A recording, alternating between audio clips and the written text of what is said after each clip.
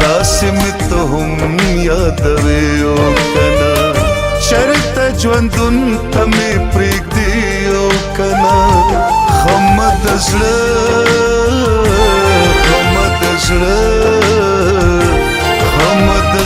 د کور مې زه او کنا شرط ژوندون ته مې پرېږدي او کنا خمد زړه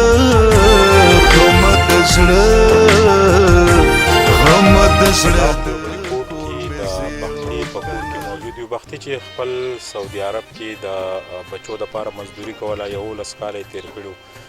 د شوګر په ناکاره مرض کې اخته شو او بیا دلته کې ځان لا د پیکاولو او نور مزدوري کوله خپل بچي ساتل اوس بختي په داسې حال کې دی چې د خپې مکمل خرابي شوي دي ډیر زیات په بدتر په غربت کې وخت تیری د ده زوی چې د ټینس کلاړي دی هغه هم مونږ تاسو ته انټرویو ښوولي وه چې د په دغه خپل محنت دغه خپل زوی دغه سټیج ته رسولی او هغه چې دی بین الاقوامي کلاړي د هغه نه رخ شوی او د ټینس سټار دی د سب ډویژن بریکوټ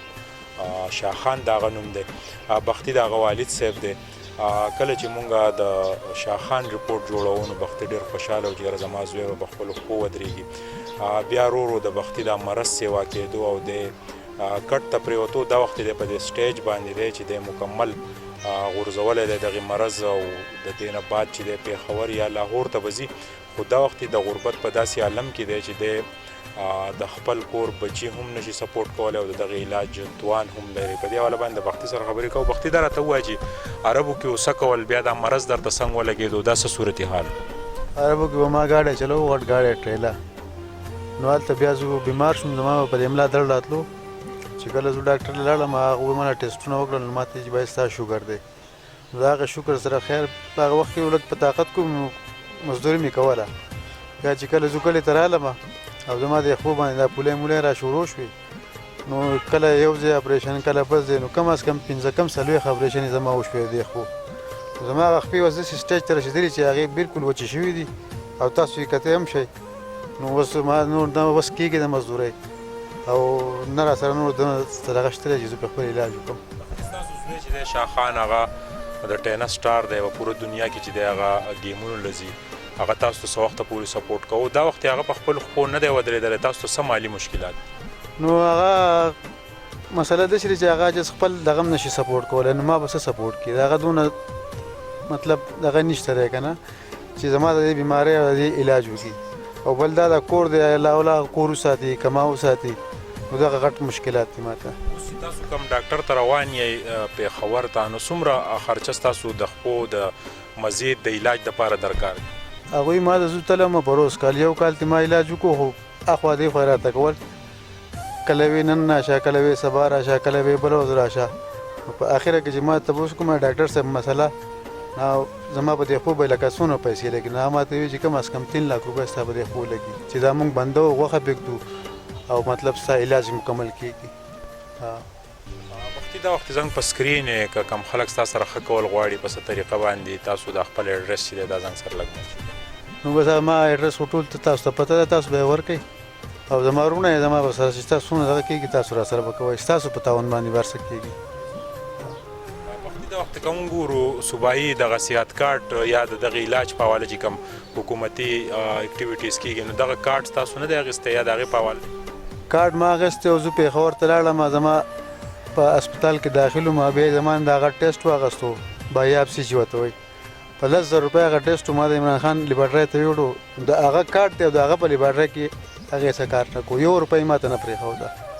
او تر اوسه پورې هغه کارډونه لا بند دي نو ایکسپایر شوي هم دي او لا پته نه لګي چې کله به شروع کېږي دوباره چې کوم مخکې علاجونه شوي نو هغه پیمنټ زما په خیال حکومت نه دی کړی نو د هغې پورې په پېښور کې یا په سوات کې څونه هسپتالونه دي هغه غوڼه هغې کار نه کوي بالکل جی بختي د دې نه مخکې چې به هم کتو د باربو کې ډېره زیاته مزدوري کړې دی 11 کاله یې تېر کړي ګاډی به یې چلو بیا چې کله دلته رالو هم یې ګاډی چلو د هغې نه بعد بیا بیمارۍ ورو ورو پرېویستو بیا ځان له د پیکوړو خرڅولو کار سټارټ کو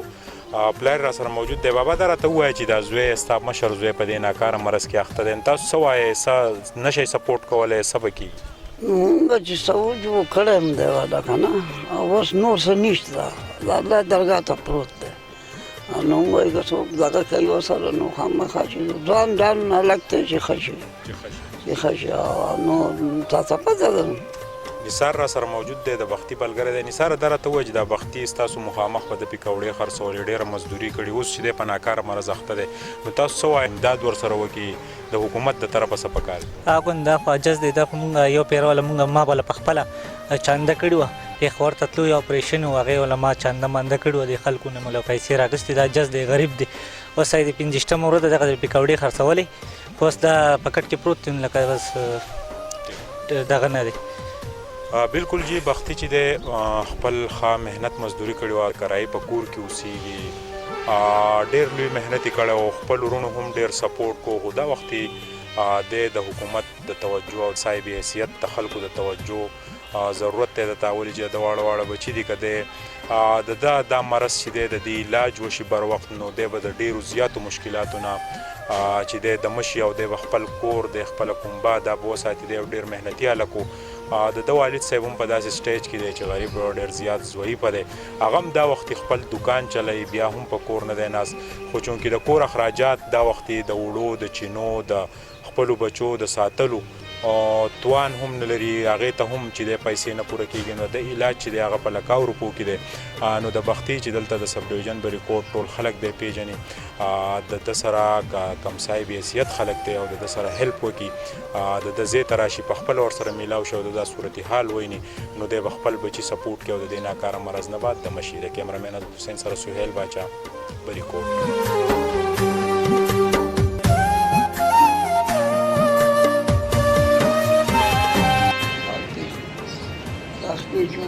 ډېر وکړې، ډېر ورته 9 کاله نه پټو کړو، نه شي کولی، هغوی یو